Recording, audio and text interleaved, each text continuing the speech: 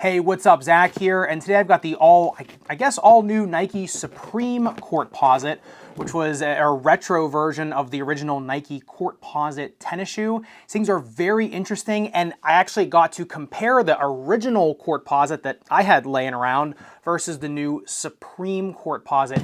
Very interesting comparison between the old ones and the new ones. So let's get into it. And a big thanks to my alma mater, Slippery Rock University. I actually recorded a lot of the play test of the original Courtposite over my alumni tennis weekend with them. A lot of nostalgia, especially from the shoe coming kind of during my glory days of tennis going back. So big thanks to them for allowing me to film all of that. Now the original Courtposite was actually quite an enigma. Released in 2002. Not many players actually played with them on court, although pros did play with them on court. They were made for Andre Agassi, and he being a creature of habit, and the Courtposites being quite a different shoe. I don't really think they really ever gelled together.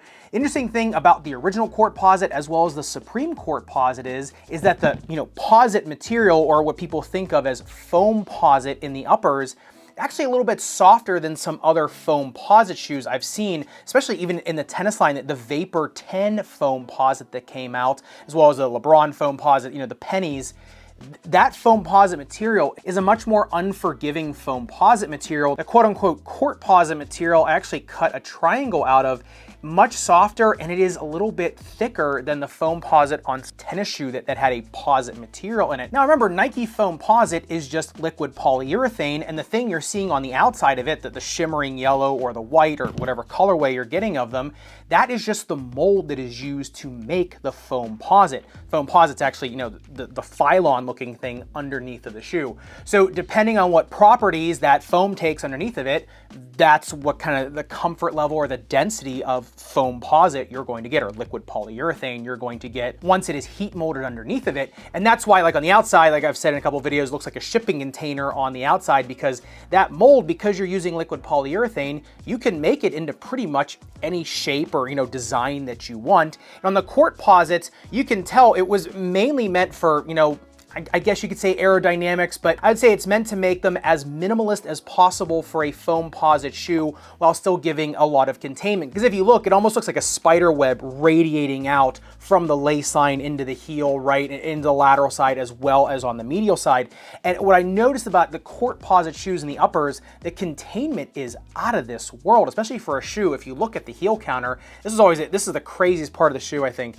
The lace line, right where the lace line ends here in the midfoot going into the rear foot, is so much higher than the heel counter. It's just, it really jars the eye.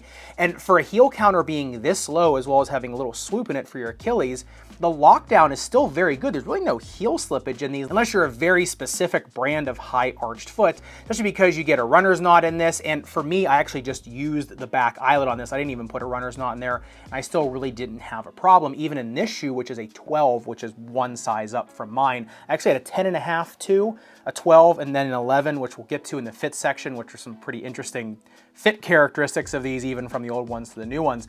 But there are a lot of good things, like I said, about the uppers of these, especially given their durability. If you look at the upper durability test, 10-second highest grit sandpaper, on the old ones and the new ones here, I mean, the burr barely makes an impression on the drag guard, especially because you do get outsole tread coming up, then the drag guard over that. And this being such an old shoe, these are better than some of the newer shoes out there in terms of drag protection. All right, but looking at the breathability of the Courtposites, they did heat up 110.4 degrees, cooled down to their 53.4, but the airflow mapping was probably the most telling thing.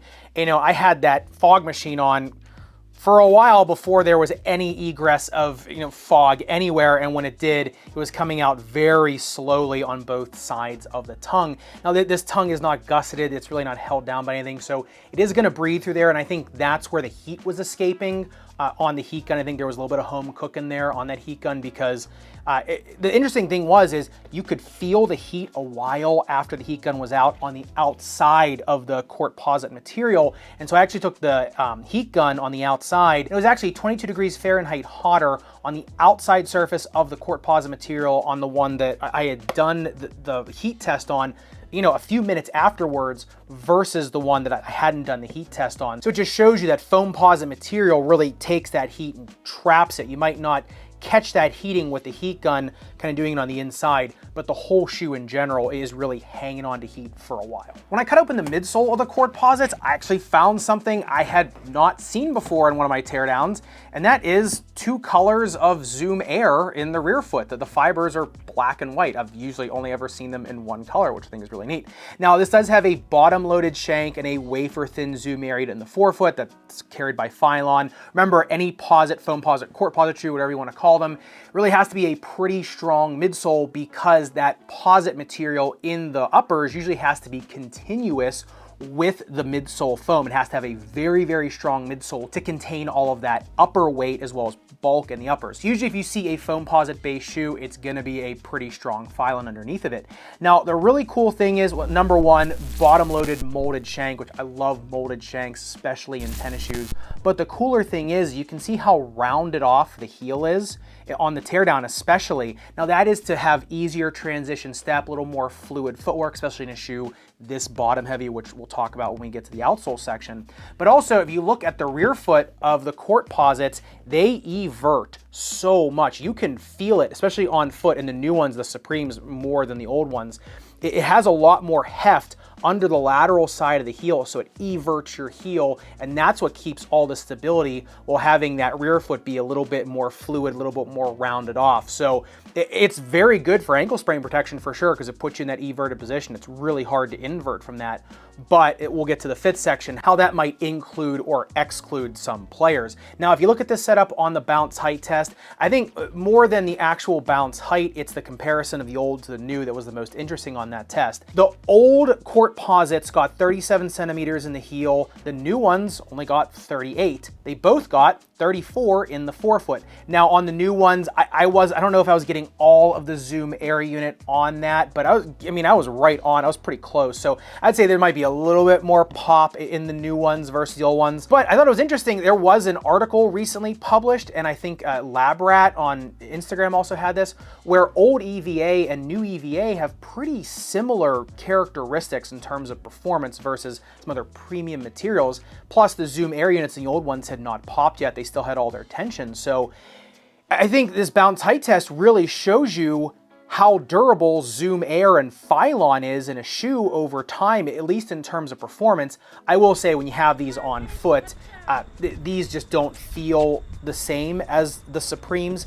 They still feel okay and they still have snap to them, but even like in the rear foot, you're not as everted in these ones as you were in the new ones, just because I had worn these before, so I kind of cratered them down a little bit, and that midsole just isn't as responsive. So super interesting though, how durable the Nike midsoles are when you're using more of a dense Phylon and Zoom Air. The outsole tread of the Courtposite was where I found the biggest difference between the old and the new. The new ones do not feel nearly as bottom heavy. They still feel bottom heavy for sure, but they're not the clunkers that the old ones were. And that is also reflected in the durometer of them. The durometer is much higher in the old ones versus the new ones. The outsole tread itself, I love. It's a wavy quasi herringbone on the medial side, and then a little bit more of a true herringbone on the lateral side. Big air channel going through the shoe. And what I like about it is that the tread rolls up on the medial side almost all the way throughout the shoe, which I really, really like. And then you get some on the lateral side as well. Now, this tread is very thin, and at least on the new ones, it's pretty soft. If you look at it on the outsole durability test, 10 seconds highest grit sandpaper.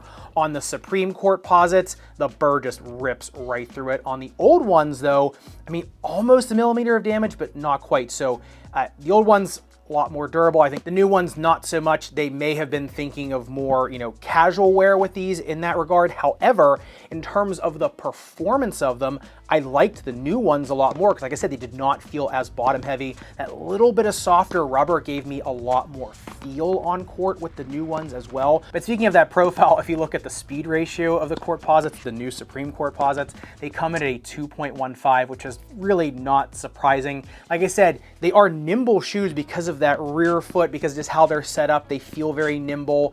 They're a little more streamlined, but you can't get over the bottom heaviness on them, especially when you're jumping up to serve. After a while, you can just start to feel them underfoot. So like I said, they're not the fastest things out there. They are very quick in a short contained area, and if you have stronger legs, they're gonna feel pretty good underfoot. They're gonna give you kind of a lot to push off from, but in terms of raw speed, yeah. But by far the biggest dividing line between people that are gonna want the Courtposites and people that aren't is the fit. Now, like I said, I've had these in a size 10.5, I've had them in a 12, and I've had them in an 11, and all of them cramp my foot. Now, the new ones are definitely the most forgiving, which is interesting because the 12s cramped my foot more than the 11s do, the older ones versus the new ones. Narrow medium foot, I think you can go true to size. If you are a medium, you might want to consider going up a half size, especially if you're using them for casual wear, just more like hitting around. If you're looking for performance, a 2E I think can go 1/2 size up, but a narrow medium foot will want to go true to size.